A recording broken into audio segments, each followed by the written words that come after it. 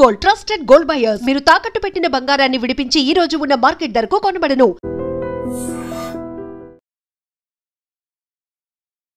ఎంతో మంది యాక్టర్స్ వాళ్ళ మానవతా దృక్పథాన్ని చాటుకుంటూ ఎంతో మంది పేద విద్యార్థుల్ని చదివించి ఒక ఉన్నత స్థాయికి తీసుకురావడం జరుగుతుంది. అదే తరహాలో యాక్టర్ సూర్య గారు అయితే ఆయన తమిళ యాక్టర్ అయినా కానీ మన తెలుగు యాక్టర్ అనే విధంగా ఆయన సినిమాలు కూడా చాలా మంది చూస్తూ ఉంటారు. సో అలాంటిది ఆయన కూడా ఇప్పుడు ఒక 51 మందిని పేద విద్యార్థుల్ని మారుమూల గ్రామం నుంచి వచ్చిన వారిని చదివించి ఎంబీబీఎస్కి క్వాలిఫై అయ్యే విధంగా ఆ స్థాయికి తీసుకురావడం జరిగింది తన అగరం ఫౌండేషన్ ద్వారా. ఈ విధంగా ఎన్నో కార్యక్రమాలు ఎంతోమంది హీరోస్ చేస్తూనే ఉన్నారు. మన తెలుగులో బాలకృష్ణ గారు కావచ్చు హాస్పిటాలిటీ ద్వారా, మన మహేష్ బాబు గారు కావచ్చు, పవన్ కళ్యాణ్ గారు కావచ్చు, ఇంకా ప్రభాస్ గారు, ఇలాంటి చాలా మంది తన వాళ్ళని ఉనికిని చాటుకుంటున్నారు. అంటే ఒక ప్రజల వల్ల మేము ఎంత గొప్ప యాక్టర్లు అయ్యాం కాబట్టి వాళ్ళకి ఏదో ఒకటి చేయాలన్న ఆశయంతో ఈ విధంగా చేస్తున్నారు. ఇది ప్రజలకి చాలా ఇన్స్పిరేషన్, మా హీరో ఈ విధంగా చేసాడు అని చెప్పుకోవడానికి కూడా. సో ఈ విధంగా అసలు ప్రజలు ఏమనుకుంటున్నారు, ఇంత గొప్ప డెసిషన్ తీసుకొని ఈ విధంగా చేసిన సూర్య గారిపై ప్రజలు ఏమనుకుంటున్నారో అడిగి తెలుసుకుందాం. Hi bro. మీ పేరు? నా పేరు కృష్ణ. అగ్రం ఫౌండేషన్ ద్వారా సూర్య గారు 51 మంది పేద విద్యార్థుల్ని ఎంబీబీఎస్ సీట్కి క్వాలిఫై చేయడం జరిగింది. అసలు మీరు ఎలా ఫీల్ అవుతుంది? అతను ఒక హీరో అయ్యుండి ఇంట్లో సంపాదించుకున్నదంతా ఇంట్లో కూర్చొని తినొచ్చు, కానీ ఒక ఫౌండేషన్ స్టార్ట్ చేసి అందులో 51 మందిని జాయిన్ చేసుకొని ఈ ఏడాది ఆ 51 మందికి అది ఎగ్జామ్స్ అనేది ఒకటి పెట్టారు. దాంట్లో ఆ 51 మంది సెలెక్ట్ అయ్యి ఎగ్జామ్లో పాస్ అయ్యారు. సో అవన్నీ చేయటం నాకు తెలిసి అతను చేయకపోయినా ఇంట్లో కూర్చోవచ్చు, కానీ ఇవన్నీ స్థాపించి వాళ్ళకి అవకాశం ఇచ్చి వాళ్ళందరికీ మంచి చేస్తున్నారు చూడు, దాంట్లో నాకు బాగా నచ్చాడు సూర్య గారు.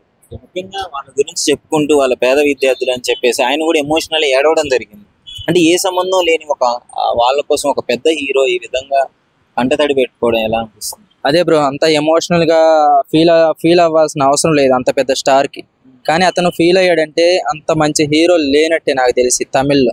ఎందుకంటే ప్రతి దాంట్లో కూడా ఆయన ఏదైనా ఫంక్షన్కి వచ్చినా కూడా న్యాచురల్గా వచ్చి న్యాచురల్గా మాట్లాడి వెళ్ళిపోతారు. ఒక స్టైల్గా అనేది ఏముండదు, ఒక ఓవర్ యాక్షన్ అనేది ఏం చేయరు. అతని పని అతను చూసుకొని వెళ్ళిపోతాడు. అలాంటి హీరో కూడా ఆమెకి జ్యోతి మేడంకి హస్బెండ్గా రావటం చాలా అదృష్టం అని చెప్పాలి. సో మొత్తానికి హీరోస్ ఇలా ఇన్స్పిరేషన్ గా ఉంటే చాలా మందికి బెటర్. ఇలాంటి హీరోలు ఇంకా ఇతను చూసి మన తెలుగు ఫిలిం ఇండస్ట్రీ వాళ్ళు కూడా మహేష్ బాబు గారు చేసినట్టు, రామ్ చరణ్ గారు చేస్తున్నట్టు, ఇంకా కొంతమంది ఇలాగే కొంతమంది జనాల మధ్యలో నిలిచిపోవాలని ఇలాగే కొంతమంది స్థాపించి వాళ్ళకు కూడా అవకాశాలు ఇండస్ట్రీలో కానీ బయట కానీ ఎవరైనా పేదవాళ్ళు ఉంటే వాళ్ళకి సహాయం చేయటం కానీ కొత్తగా ఇలా నేర్చుకుంటా పోతే ఒకరిని చూసి ఒకరు మంచోళ్ళుగా మన మధ్యలో నిలిచిపోతారు. యాక్టర్ సూర్య గారు 51 మందిని ఎంబీబీఎస్ చదివి క్వాలిఫై అవ్వడం జరిగింది ఎగ్జామ్. సో ఎలా అనిపిస్తుంది? వాళ్ళు డాక్టర్లు అయినట్టే. ఇంకా సార్ నాలాంటి మిడిల్ క్లాస్ వాడికి నాకు 2 పిల్లలు, నా పిల్లలకి నేను ఎంత కష్టపడుతున్నానో ఎంత చేస్తున్నానో ఆ బాధ నాకు తెలుసు. ఒక తండ్రిగా ఆలోచించి పేద ప్రజలు, నేను సినిమా మీదే హీరో కాదు రియల్ లైఫ్లో హీరో అని చెప్పి ఫస్ట్ ఎవరు స్టార్ట్ చేసింది పునీత్ రాజ్ కుమార్, కన్నడ సూపర్ స్టార్. మన ఇండస్ట్రీ కాదు, మన ఏరియా కాదు, కన్నడ సూపర్ స్టార్. ఆయన చనిపోయేంత వరకు కూడా ఇది జనానికి ఇది చేస్తున్నాను అది చేస్తున్నానని ఒక్కడు కూడా బయట పెట్టలేదు. నేను ఇది చేస్తున్నాను. అతను చనిపోయిన తర్వాత ప్రపంచానికి తెచ్చింది. ఇది కూడా చేయటం చాలా గొప్పగా ఉంది. మహేష్ బాబు గారు కూడా చేస్తున్నారు మన తెలుగులో. మన మహేష్ బాబు గారు కూడా చేస్తున్నారు. కొంతమంది చేస్తున్నారు, కొంతమంది పేరు తెచ్చుకోలేదు బయటికి మేము ఇది చేస్తున్నాం అది చేస్తున్నాం. ఇప్పుడు బాలయ్య బాబు గారు ఉన్నారు, వాళ్ళ అమ్మగారు ఏ వ్యాధితో అయితే చనిపోయారో అదే కాన్సెప్ట్తో ఒక పెద్ద హాస్పిటల్ కట్టి మన 2 తెలుగు రాష్ట్రాలకి హెల్ప్ చేస్తున్నారు. అలా ఇంకొక హీరో, నేను తెర మీదే హీరో కాదు రియల్ లైఫ్లో హీరో అండి. ఒక సూర్య గారిని నేను ఒక 2 బిడ్డల తండ్రిగా నేను చాలా హ్యాపీ ఫీల్ అవుతున్నాను. ఇంకో విషయం ఏంటంటే క్వాలిఫై అయిన ఎవ్వరు కూడా డబ్బులున్న వ్యక్తులు కాదు, కనీసం ఒక పూట తినడానికి కూడా ఇబ్బంది పడే కుటుంబం నుంచి వచ్చిన వాళ్ళు. సో వాళ్ళ పేదరికం వాళ్ళని ఆపలేకపోయింది. ఇప్పుడు ఇంత గొప్ప అవకాశాన్ని వచ్చినప్పుడు వాళ్ళు యూజ్ చేసుకున్నారు మంచిగా చదువుకొని. అది ఎలా అనిపిస్తుంది? నాకు వాళ్ళ తల్లిదండ్రులకి థ్యాంక్ యూ చెప్పాలి.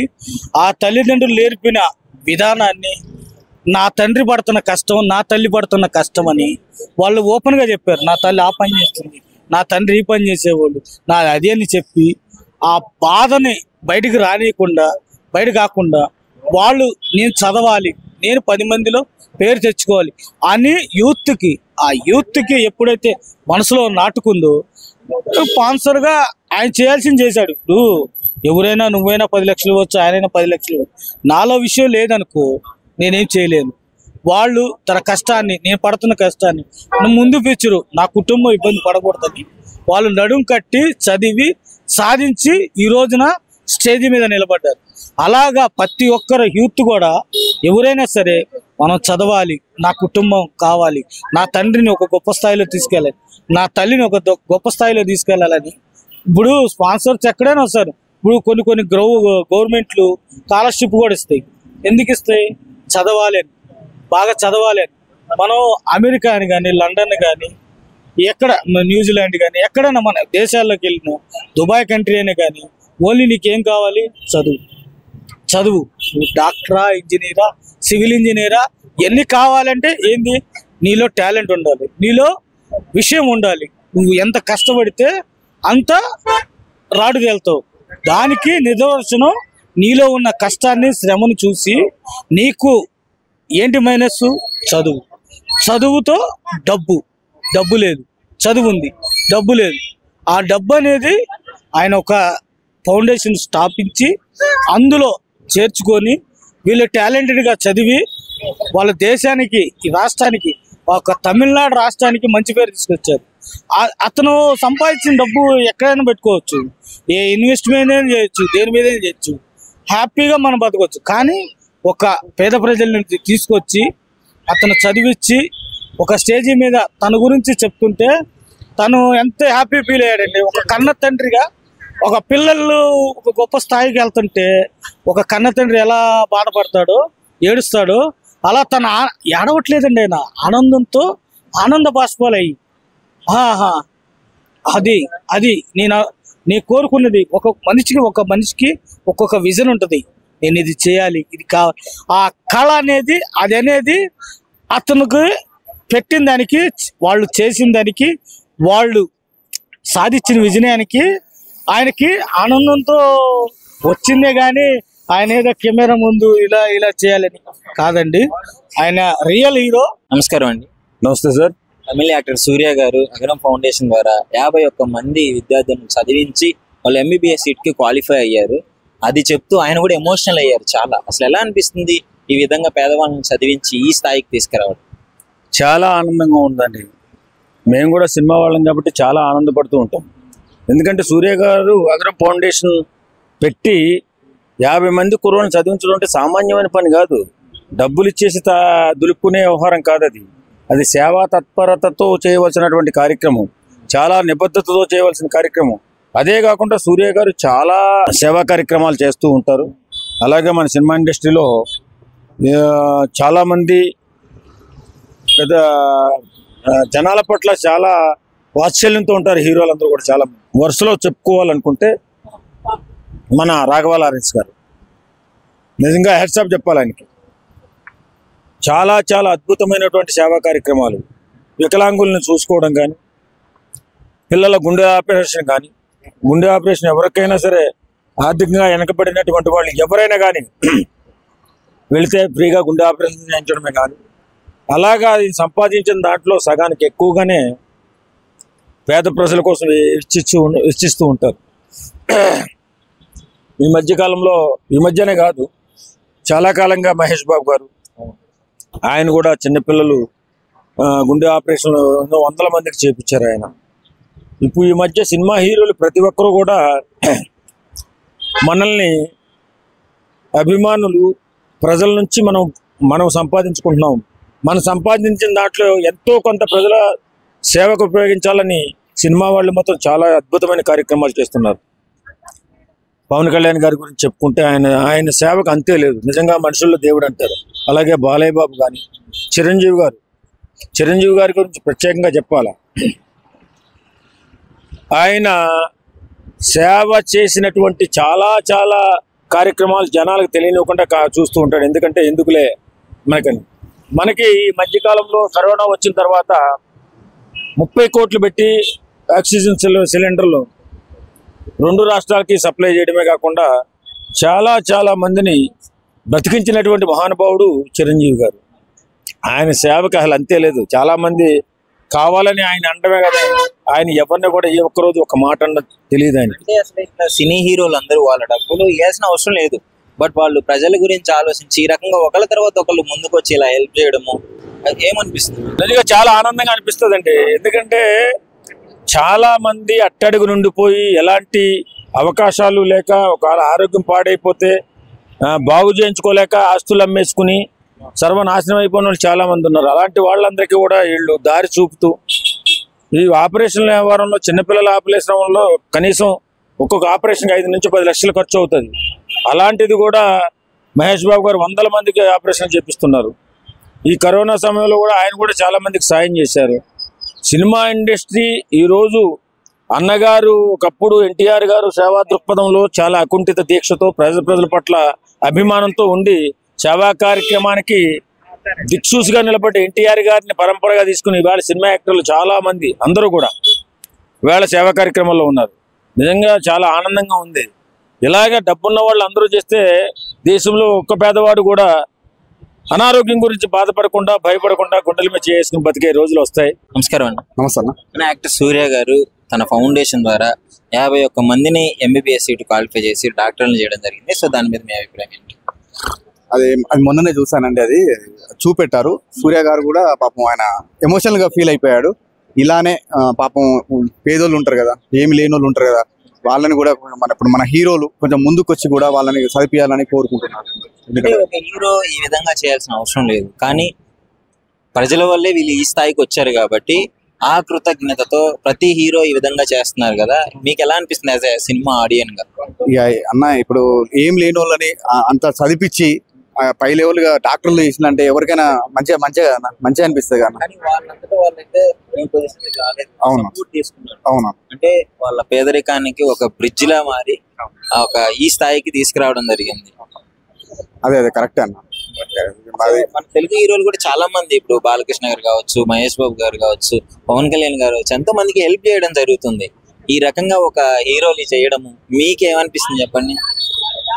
ఏమనంటే ఇక మంచిగా అన్న ఇప్పుడు ఇప్పుడు పేదోళ్ళని చదివిస్తున్నారంటే ఎవరికైనా మంచి అనిపిస్తుంది కదా. అలా కూడా కొంతమంది ముందుకు రావాలి.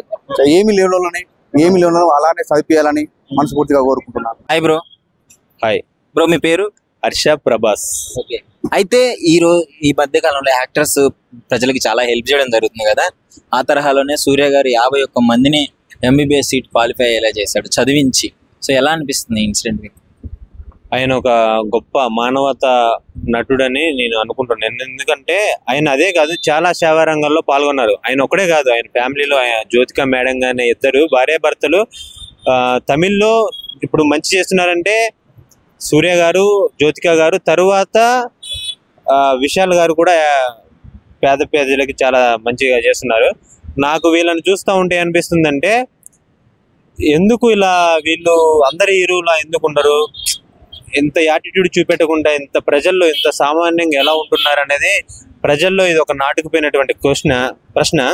కాకపోతే సూర్య గారి మంచితనం ఏంటంటే ఆయన ఒక యాక్టర్ కాకముందు ఒక 1500, 5000, 10,000 శాలరీ చేసి ఆయన సినిమాలోకి వస్తే ఆయన నీ పేజ్ చూసుకున్నావా, నువ్వు హీరో అవుతావా అన్న రేంజ్ నుండి ఆయన ఒక విలక్షణ నటుడుగా చేసి మెప్పించి ఇప్పుడు ఎక్కడ చూసినా ఒక పాన్ ఇండియా స్టార్ గా రాణిస్తున్నాడు. కంగువా మూవీ తోటి కొద్దిగా డిసప్పాయింట్ చేసిన, నెక్స్ట్ వచ్చే ఇంకా కరుప్ప మూవీ తోటి బాగుంటుందని ట్రైలర్ చూసాను, బాగుంది. అయితే తెలుగులో కూడా మన తెలుగు హీరోస్ కూడా చాలా హెల్ప్ చేయడం జరుగుతుంది. ఒక యాక్టర్ ఈ విధంగా ప్రజల వల్ల నేను ఎంత ఎదిగాను, వాళ్ళకి ఏదో ఒకటి చేయాలన్న ఆశయంతో ఈ విధంగా వెళ్ళడము ఆడియన్స్ కి ఎలా అనిపిస్తుంది, వాళ్ళ ఫ్యాన్స్ కావచ్చు. కానీ అలాంటి వాళ్ళు లేకపోతే చాలా మంది పేద ప్రజలు వాళ్ళ లక్ష్యాన్ని సాధించలేరు అనమాట. సూర్య గారి లాగా ప్రతి ఒక్క యాక్టర్ అండ్ పొలిటీషియన్ డబ్బు దాచుకోవడం కాదు, ప్రజలకి దానం చేయాలి. మనకున్నంత ఉంటే చాలు. ఎందుకంటే మన చిన్నప్పటి నుండి పద్యాలు వింటూ ఉంటాం, ఏంటంటే రాజుని ఎంత సంపాదించినా పోయేటప్పుడు మాత్రం ఏమి పైకి పట్టకపోలేమంటారు కదా. అలాగే సూర్య గారు కూడా మంచి పనులు చేస్తున్నారని నేను అనుకుంటున్నాను, చేస్తారు ఫ్యూచర్లో కూడా. ఆయన ఉన్నా లేకపోయినా ఆయన చేసిన మంచి పనులు అయితే కొనసాగుతుంటాయి. ఆయన ఇప్పుడే కాదు, ఇంకా స్థిరస్థాయిగా ఆయన పేరు అనేది ఉంటుంది. ఇప్పుడు ఒక కన్నడలో పునీత్ రాజ్ కుమార్ చూడండి, ఆయన చనిపోయినా ఆయన ఈ సేవ గురించి చాలా సేవా కార్యక్రమాలు చాలా చేశారు.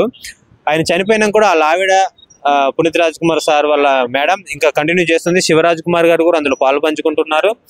కన్నడ ఇండస్ట్రీలో కూడా ఎటువంటి యాక్టర్స్ ఉన్నారు అంటే చాలా గొప్ప చెప్పుకోదగ్గ విషయం. పునీత్ రాజ్ కుమార్ ఒక దేవుడు లాంటి వ్యక్తి. అందరూ కూడా దాన్ని నమ్ముతారు, ఎందుకంటే ఆయన ఒక దేవుడు అనంటే అందరికి. ఆ ఊర్లో విగ్రహాలు అవన్నీ చూస్తూ ఉంటే మనకు అక్కడ పవన్ కళ్యాణ్కి ఎంత క్రేజ్ ఉంటుందో అంతకంటే ఎక్కువ ఉంటుంది కన్నడలో ఆయనకి. ఆయన ఎక్కడున్నాడో కానీ ఆయన మనశ్శాంతి, ఆయన ఆత్మ శాంతి ఉంచారు. ఆయన నమస్కారం అండి. అన్న, సూర్య గారు 51 మందిని MBBS క్వాలిఫై అయ్యేటట్లు చేశాడు, చదివించి. అంటే వాళ్ళ అగ్రం ఫౌండేషన్ ద్వారా ఇక ఇలా చేయడం జరిగింది. దాని గురించి మీ అభిప్రాయం ఏంటి? చాలా మంచి పని అండి. సూర్య గారు ఈ ఒక్క పని కాదు, చిన్నపిల్లల గురించి కూడా ఎన్నో కార్యక్రమాలు చేశారు. నేను చూసిన వీడియోలో అయితే 51 మందిని చూడలేదు, కానీ ఒక 15 మంది అయితే నేను చూశానండి. 15 మందిలో ఒక అతను కుంటి అతను ఉన్నాడు. కుంటి వాళ్ళని అసలు పట్టించుకోవాలి, ప్రభుత్వం పట్టించుకోదు.